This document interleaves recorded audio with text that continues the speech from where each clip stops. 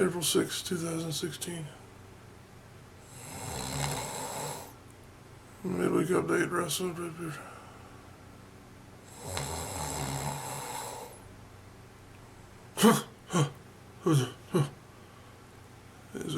Is WrestleMania still on? Huh? Number 5 story of the week is, are Kota, Ibushi, and Bobby Roode hired by NXT? It's an interesting question. It stems from the fact that both men were visible on the NXT TakeOver Dallas show this past Friday. This is a pretty cool story from a number of different standpoints, and it's kind of been revealed that there are some differences in where they may be going since this first cropped up on the news feeds online a couple days ago. It looks as though at this point in time that Kota Ibushi will be joining the Global Cruiserweight Series as an entrant in that particular event. The story with Bobby Roode is a lot more interesting from the standpoint that he, of course, can currently be seen on TNA programming, where he is, of course, still tag teaming with his old partner, James Storm, as part of Beer Money. There's a lot of things in that dynamic there that have made people really scratch their heads, because you have one guy in James Storm who was a part of NXT for a few weeks, seemingly got offered a contract and then decided to go back to TNA because he didn't feel the money was right. Then by contrast, you've got Bobby Roode, a guy who was a TNA original, more or less, who has left that company and decided to say, hey, you know what, this is an opportunity for me, and evidently is going to be joining the NXT roster here in a very short order, which is a fantastic move for him. People will say, well, why does a veteran like him need to be joining NXT? The fact of the matter is that it's an opportunity for him to be on a stable platform, somewhere where he can actually go out and have fantastic matches with other talent that are on his level. And that's going to be something that he's going to be able to benefit from in the long term. So definitely a big story here in terms of the rich continuing to get richer as Bobby Roode and Kota Ibushi are joining WWE in some way, shape, or form. Number 4 story of the week is the debut of the WWE Women's Division. This is a story that, of course, is a long time coming for a lot of us who are not particularly fans of the Divas Division and the Tramp Stamp belt. I'm going to go ahead and call it that because that's what it exactly is. It's just a story that is a great thing to hear, because you've had the Divas Revolution going on here for a couple of months, and it just seemed like it was time for this to happen. I cannot speak highly enough of the decision. This is a great thing, especially considering the times that we're in here currently. There was a statement made by Stephanie McMahon that goes right in line with what I'm talking about here in terms of gender equality and gender issues that are being brought to the forefront these days. But Stephanie more or less went on record as saying that there are no longer going to be divas on our roster. There will only be superstars, meaning that the women and the men should all be treated equally as the same caliber of talent. And that's a great thing, because you don't have this sort of delineation between saying, okay, well, these are the pretty little divas and these are the superstars. Well, not technically they're all wrestlers, but of course you're not going to hear anybody address anyone as a wrestler in WWE. But be that as it may, the new belt was debuted here a couple days ago during the WrestleMania processions, and I have to say it's a fantastic looking title. It's essentially a smaller version of the WWE World Heavyweight Championship if you haven't seen it. The main difference is that it's on white leather, smaller plates, and it has this kind of, I'll just go ahead and use the word jellied background as the backing of the center plate, as opposed to a black background like what's on the WWE World Heavyweight Championship. It's a great thing, and it's also being held by a great champion at this point in time, that being Charlotte. She will be the first to be recognized as the new WWE Women's Champion, and I don't think there are too many others who could be above her in terms of their ability to carry this title into a new era, other than maybe Sasha Banks, but we're all particular to our own talent that we like to support. So I think either one of those would have been a great decision to carry this belt forward, but Charlotte definitely has the lineage and the genetics, put it that way, to carry that belt and to make a name for herself by carrying it for what could be a nice long title reign here for her. So glad to see that belt come into the forefront, and glad to see a big change that is also a very modern change and a very welcome change in the annals of WWE history. Number 3 story of the week is that NXT is debuting in the Carolinas this weekend. Cannot tell you how excited I am for these shows. NXT is one of these things where it just seemed like you were going to have to go to an event down in Florida while you're down there on vacation or whatnot to try and catch one of these things, because it didn't seem like they were going to really become a full touring brand, and they have done exactly that. They're going to be performing 3 events this weekend here in the Carolinas, 1 in North Carolina, 2 in South Carolina. For those of you who know anything about the whole licensing process that exists for people to run a professional wrestling event legally in South Carolina, the fact that they're running 2 here is pretty awesome. When you could have just as well done those 2 in North Carolina, or not done any in South Carolina at all and done 3 in North Carolina. But regardless, it's a cool thing that's happening here. And we've got 1 in Concord, North Carolina, which is going to be happening Thursday, April 7th. Then the swing comes to South Carolina for an event Friday, April 8th at the Township Auditorium in Columbia, South Carolina. And then they'll round out the tour with a stop in Charleston, South Carolina at the North Charleston Performing Arts Center. We will be in attendance for the Columbia and Charleston dates. Had to get tickets for both shows. Just couldn't not say no to the opportunity. We don't know a whole lot about the card for these events. There hasn't really been a published card per se. However, there is some listing of talent that are supposed to be included on these shows on WWE.com. From what they're promoting there, you've got names like Samoa Joe, Finn Balor, Bayley, Sami Zayn, Baron Corbin, and Apollo Crews appearing on these events. Whether or not that comes to fruition, we don't know, because a lot of those guys are now either appearing on main roster or look to be debuting on there sometime soon. You'd like to think maybe you can see a Shinsuke Nakamura or an Asuka, but you just don't know. Regardless, these are going to be fun shows. It's going to be great to see talent from NXT in the Carolinas, and hopefully we'll get to see the good old local boys there, Dash and Dawson, in the Revival, maybe win back their NXT Tag Team Championship at some point during this swing here. That could happen, folks. You never know. But regardless, a lot to look forward to here this weekend, and we'll be back later on in the show to talk about the rest of the events they're having this weekend as well in the Carolinas. Number 2 story of the week is that Ring of Honor will be returning to North Carolina for a couple of events that will both be broadcast on TV. This is going to be coming up in June, and it'll be 2 dates, June 24th and June 25th. The 24th date is a pay-per-view. It'll be their Best in the World pay-per-view for 2016. That's going to be at 9 p.m. start time, a little bit late. The broadcast is what it is as far as trying to get that up to the rest of the world. But then the next day, they'll be having a regular TV taping for their broadcast partners with Sinclair Broadcasting. That'll be on June 25th. Both of those events will be coming to you from the Cabarrus Event Center up in Concord, North Carolina.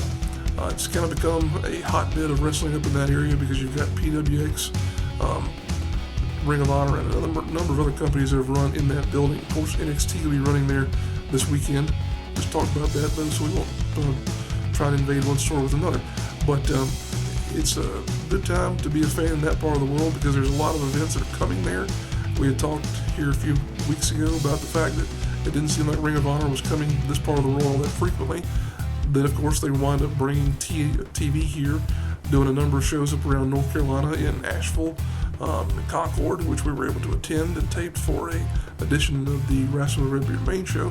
So it's good to have them coming back around this part of the world and recognizing, hopefully, that this is a really big area in terms of the support that can be shown for their events. I think the last shows that we were able to attend, they were pretty close to sold out, if not completely sold out.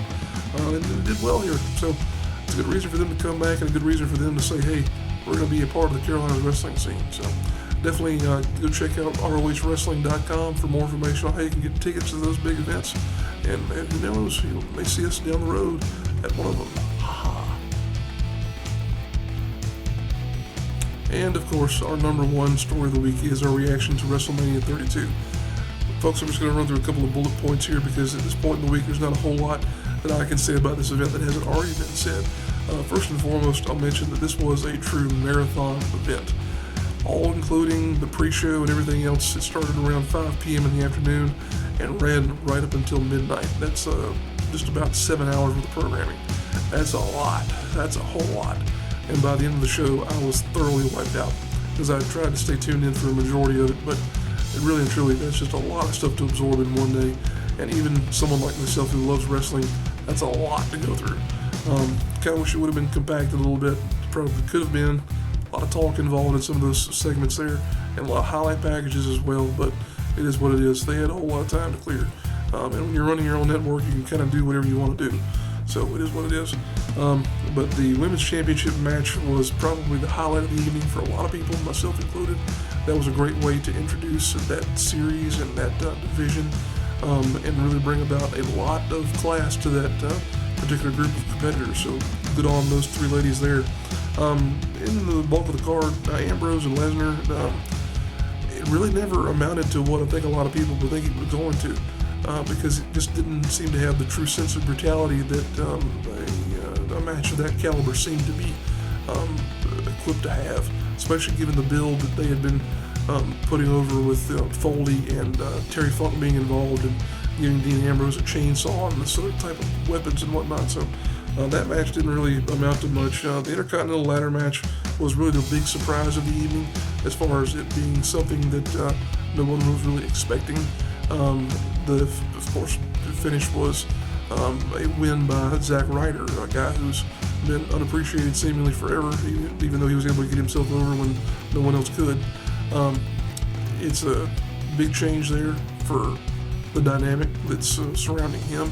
But, of course, you also have the fact that he lost the title to The Miz here on Raw. So, it is what it is. We'll see where it goes from here as far as his future is concerned. Styles and Jericho seem to have no purpose. It's just a continuation of a feud they've been doing here for a while. And it didn't really go anywhere other than to give Jericho one more win over Styles.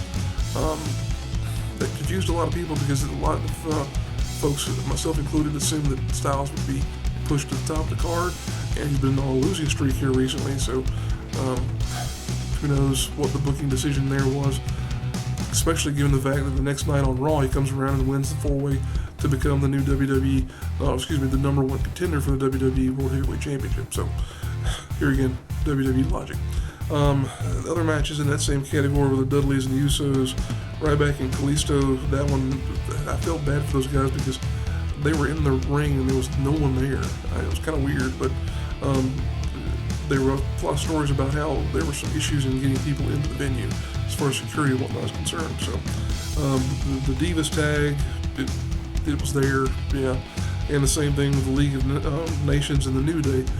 Other than New Day's entrance with the big box of Budios and their Saiyan armor, not a whole lot to it. It just kind of was what it was. So the Andre the Giant Battle Royal was a cool thing because it was an introduction for a lot of folks to Baron Corbin, who is a talent that has really made a lot of strides in the past 12 months. I would say he's probably one of the best in terms of making changes to his repertoire and really making the best of his opportunity out of NXT, of the guys who you didn't just immediately expect to be able to come out and just knock it out of the park. He's developed a lot in terms of his personality and his charisma, and he's gotten better in the ring as well, so he's probably going to be one of these guys that you hear a lot of in the future based on where he's been able to come from and how he's been able to continue to develop. Of course, size-wise, he's a big man and has a lot going for him in terms of his athletic ability there, so definitely a good way to get him introduced to the main audience of WWE. Shane and Taker was really highlighted by what I'll refer to as Shane's brass, and of course that is the fact that he's a near 50-year-old man who's willing to jump off of God knows what and really take those bumps and just sell the you-know-what out of everything that he takes. The fans, of course, appreciate all that he's willing to do. They appreciate his toughness. They appreciate his longevity, for sure, and being able to come back and immediately be a part of a main event like that. The overall lasting effect of a match like that, though, here again, you have to wonder what was the point of it, given the fact that the next night on Raw, they turn around and they say, okay, well, go ahead and run Raw anyway.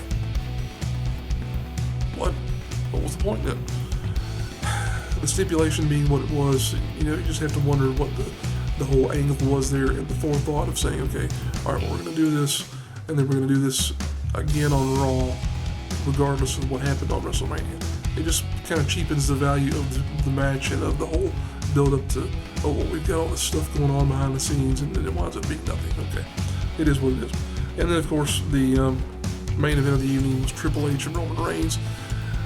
It continues to boggle my mind how they are trying everything they can think of to get Roman over with the crowd, and it's just not working.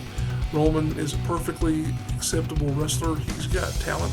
He's an athlete for sure, but this persona that they're trying to stick him with of being, the next guy is just not working. I think they would really do well to put him with someone who could be a mouthpiece so that he wouldn't have to rely on his own personality to get over. But at this point in time, I think it's so far gone that they could let him say whatever he wanted to say and people would hate him regardless. It's unfortunate, but it is what it is. People just these days don't want to have somebody who's pushed down their throats. A natural evolution of a character would have been great, but I think we're a little bit too far gone for that, as I mentioned already. But, it is what it is. The future has not been set in stone, of course, and this is the jumping off point for a new season, as it were, of WWE competition. Of course, everything seems to begin and end around WrestleMania season, so we'll have to see what comes next for everybody involved with the company. But we don't have to wait too long to find out as far as waiting to see what happens is, of course, the local scene here. We've got a lot coming up this weekend in addition to the NXT events. All totaled, we believe we've got an addition of 12 shows that are happening this weekend. So a lot going on, especially up in North Carolina. There's a number of big shows going up there with some top talent. I know we've got Terry Funk appearing at a couple of different shows up there for CWS and also for Big Time Wrestling Carolinas. But let's go ahead and roll the posters for the events that are coming up this weekend, and we'll get you caught up on what's going on around this part of the world. And we'll be back in a few moments to finish up the show.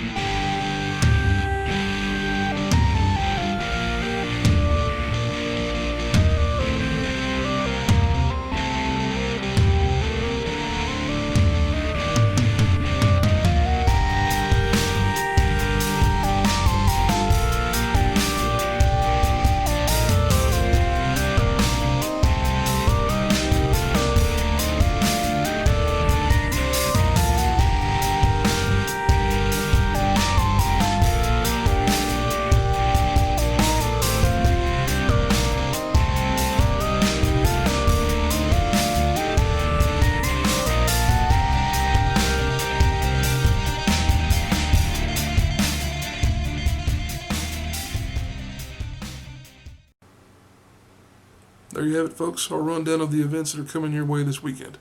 If you're a wrestler, a promoter, or in some way involved with a wrestling promotion, and you didn't see your poster in that segment, it's because we didn't know about it.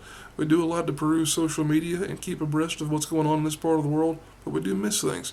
That said, if you would drop us a line via YouTube, Twitter, Facebook, or any of the available methods that we have with your poster and information about your promotion, be glad to get your information out there here on the Midweek Update and also on the Facebook page. It's a big part of what we do here on Rasslin with Redbeard, promoting the local scene and also the talent that inhabits this area. Appreciate you guys tuning in once again. If you enjoy the program, go and click that like button. Lets us know we're doing a good job here. And if you really enjoy what we got going on the channel, go and click subscribe. That way you'll be the first to know whenever we've uploaded something new, like a midweek update, match videos, or even a Rasslin with Redbeard main show, which there was a new one published just here this week, number 24. And we'll be shooting number 25 soon.